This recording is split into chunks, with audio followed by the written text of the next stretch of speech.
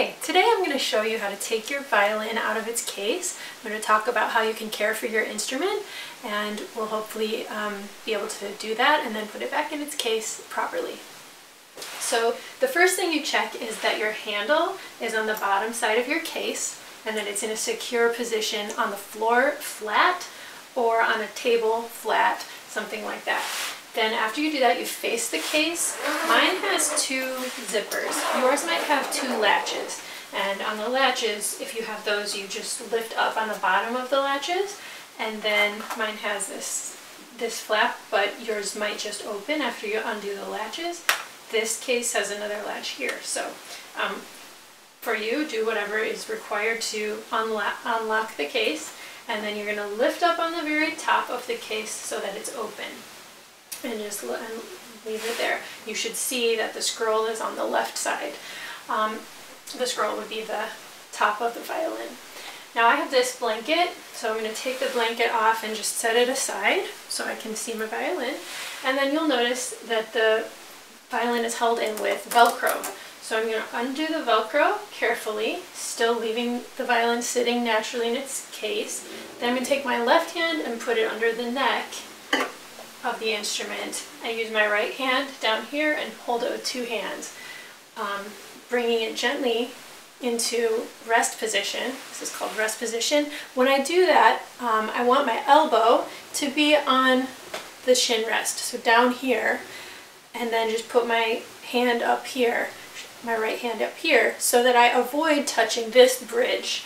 The bridge is not secured by any glue, so if you hold it like this with your elbow above the bridge, you might put pressure on it and it could collapse. So we always try to avoid touching the bridge in rest position. So at this point, when you're in this position, you can take your other hand and help hold the neck here, and you could walk around like this. You can stand up or wait for instructions from your teacher.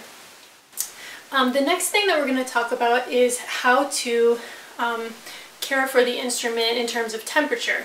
So your instrument is most comfortable at temperatures where your body is most comfortable. So where you don't want to have it in too hot of a climate or too cold of a climate. For instance, if you were to go out with your violin and leave the case in the car and go into the shopping mall and then come out of the shopping mall, you wouldn't want to do that for very long, if at all, because then it could get too hot or too cold depending on the weather. Make sure you bring it in from the garage when you pull in as well, if you park your car in the garage. The other thing it's sensitive to, besides temperature, is humidity, which is how much moisture is in the air. So in a climate that's very dry, you want to watch out for it not to go below 30% humidity. And then also if it's wet in the air, then you don't want it to go above 60% humidity. So your house might be in a certain temperature, so just check that. Humidity, so just check that as you're caring for your instrument. The next thing I want to talk about is cleaning. So you should have a cloth. It should be soft, something like t-shirt material will be fine, or maybe one that came with your violin. You never want to use anything that is wet on your instrument. And what you do is you'll find when you play with the bow, you'll get some dust on your instrument. And so we just very gently wipe it off under the strings and over the strings when we're done playing every day.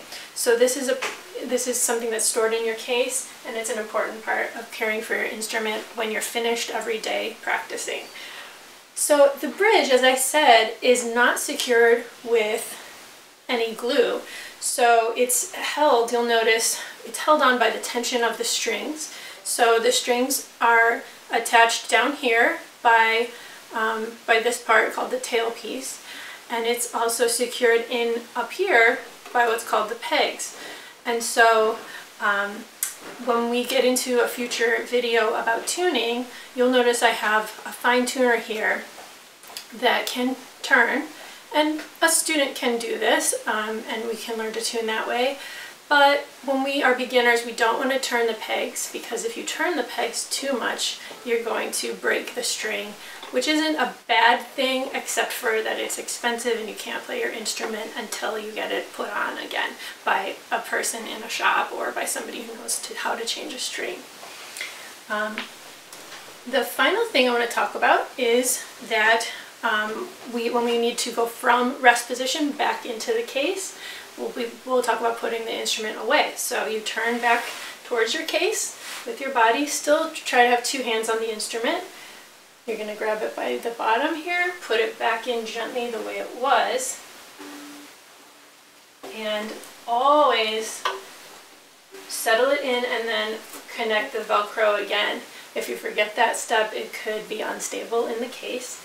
And then you take your rag, your soft cloth, you wipe off the violin underneath the strings, like on the wood there, and then above the fingerboard and on the strings.